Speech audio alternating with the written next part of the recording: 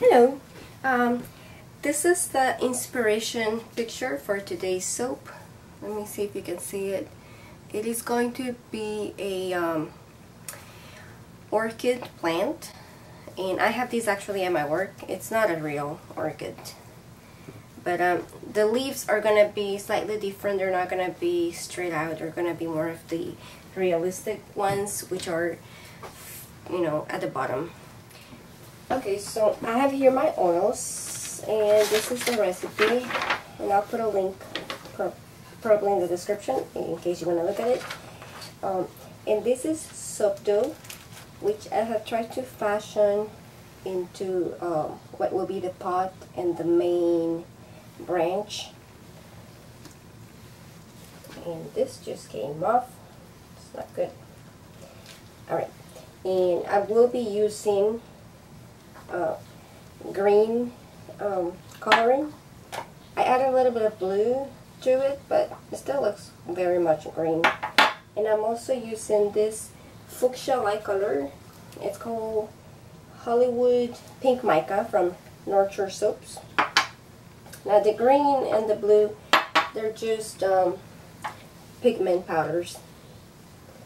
And then I also have white kaolin clay for the white, even though I am using a lot of cleared or light colored oils and butters on this one. Now let me get my light water, which is here. So I think I'm going to need to move this to a bigger container because it's gonna be, well, actually I may try. Hopefully it doesn't, it's not too much for this container. Okay, it looks like it's going to be fine, but I'm going to have to be very careful when I blend it not to spill it. So I'm going to start blending it. It's going to take me about a minute, so I'm going to speed this part up in the video.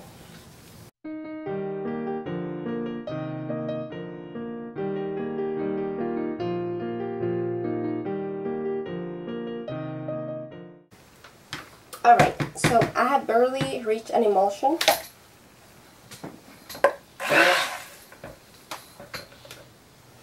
And my temperature is 103.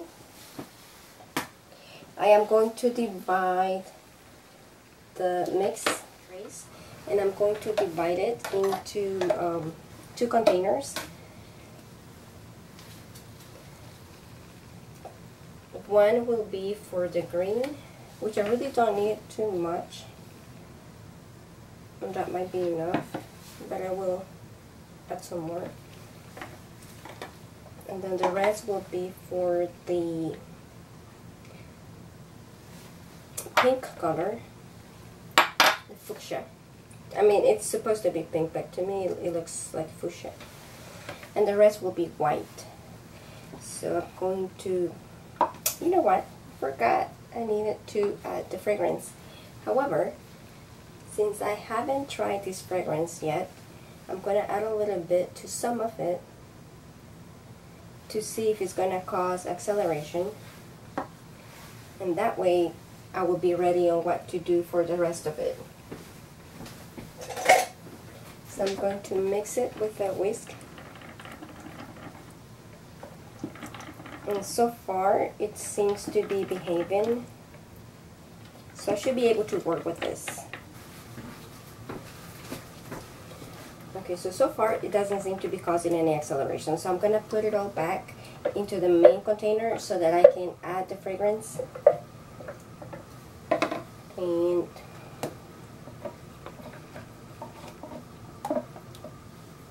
the scent is Wild Musk, and it's from Saveonscents. There's really not a lot of reviews as far as how it performs in cold processed soap. The reviews in that website are mainly about how accurate the fragrance is to the perfume that it's imitating. So I do like Wild Musk is a perfume that you either love or hate, and I happen to like it. It's one of my favorites, and it's really hard to find one that it smells the way the old ones did. And I think I like it because it's a perfume that my mom used to have, so I would smell it on her when I was little, and I liked it. So to me, it also brings memories of her wearing this perfume. So I'll probably give her some of this soap, and she'll probably like the smell of it. So again, I'm doing some green, some pink, and actually I don't need this much green, so I'm gonna put some back, because I'm only gonna do like a couple leaves, so I don't need a whole lot of it. So I'm going to add the kaolin clay to the white portion.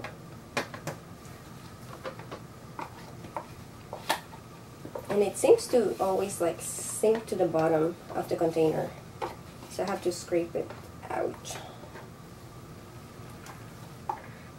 Now the tricky part, let me get my mold, it's here, is I'm not sure if I should add the soap first and then add what is going to be the pot with the branch.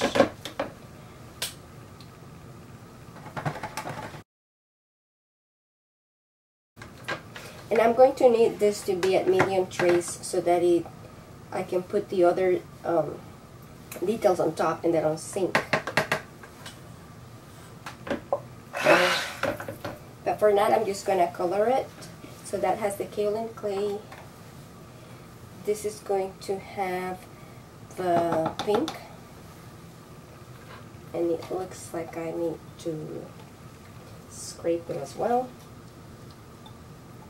This is the one thing I don't like about mixing colors ahead of time, that they all seem to go to the bottom of the container.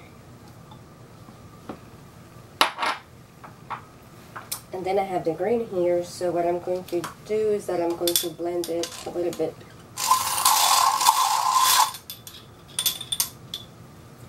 And then I'll add it there.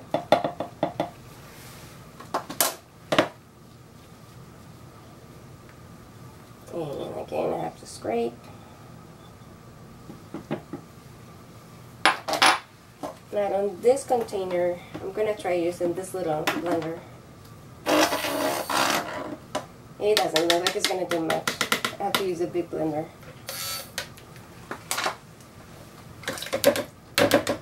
First I'll do the pink. And it's a very low container, so I do have a mask in case this splatters, but I'm going to be cautious. So I do like the green that it came out. It seems that adding blue to it did help, so that it's not so much of a hunter's green, but more of a going to over steel. And I did introduce a lot of bubbles when I use the blender, so I'm gonna try to pop them out. Alright, now the fun part, the pouring. So this is getting thick. I'm gonna add a thin layer. Then I'm going to add what is going to be the plant pot. Alright, so far so good. Now I'm going to add another layer here of the white. Oh, what's going to be the white. Then I'm going to add one layer of green.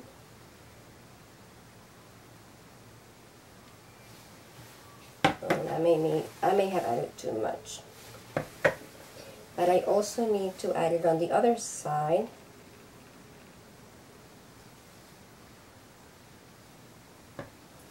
It looks like it's rising.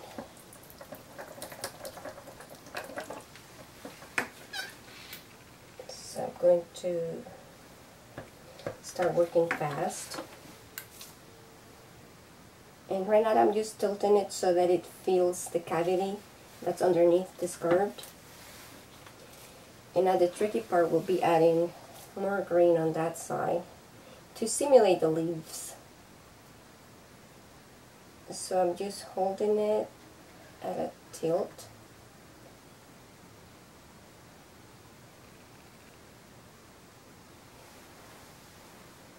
Okay, there we go. And then I'm going to add some more of the white on top.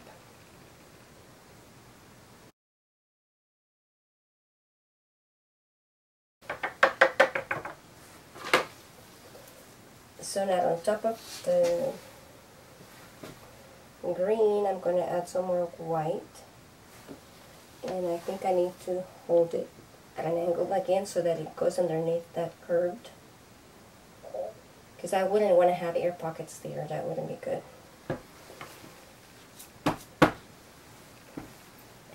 Okay, and then I may just add another little bit of green there.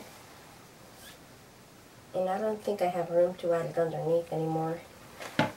So I'm going to start with the pink on the underside. So I'm going to hold it at an angle and then try to squeeze it in.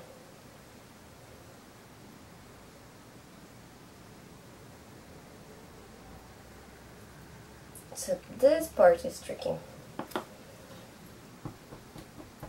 because I don't want it to fall over, but I want it to go underneath and somehow touch it. Now I can see on the side that my pot has moved, so I'm going to try to rearrange it. There we go. So I don't think I should tilt it anymore.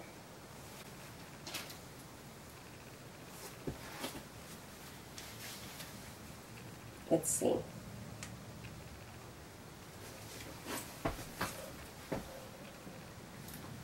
Okay, looks like I can move this some, so I'm going to add some green directly there.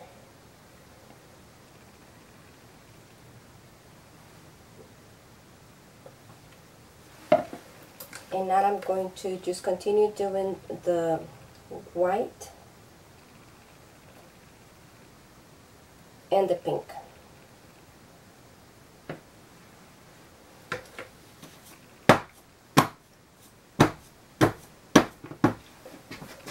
Now I'm checking on it again. It does look like it tends to move my pot.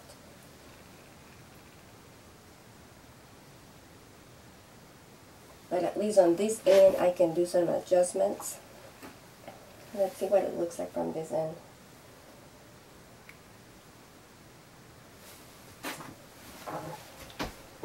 Alright, so now I'm going to add more of the pink for the flowers.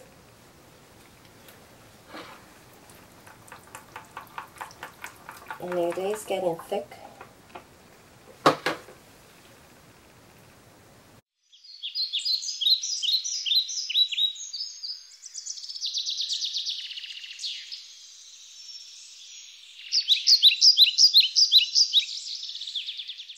This will be one of those that it looks one way in my mind, but I don't think it's gonna look that good when it comes out. So my expectations are not very high. My expectations are low. But it'll definitely be something fun to remember that I did. So my swirling tool seems to be too big for this, so I'm gonna use my smaller swirling tool and just do it by sections. First, I want to go down for the leaves on this side.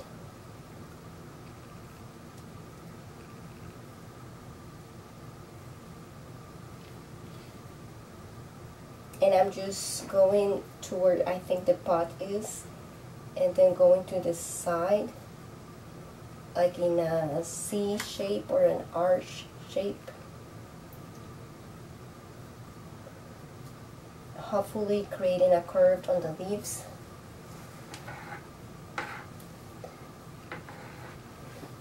Then on this other side, I know that I have the green curve going, so my attempt will be to sort of mix it. There's not much I could do really,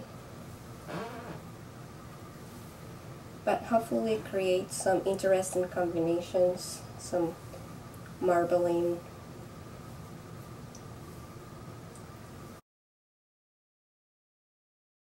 And then maybe add some on this side, some of the pink to maybe create a flower-like effect.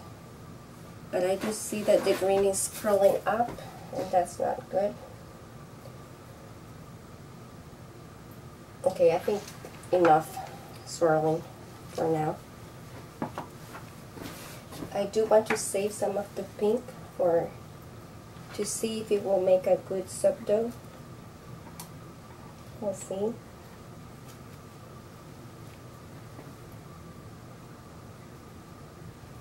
And then the rest, I'm just gonna put it on top. But I think I'm gonna put the white first. Whatever, I'm just gonna scrape whatever's left of the white.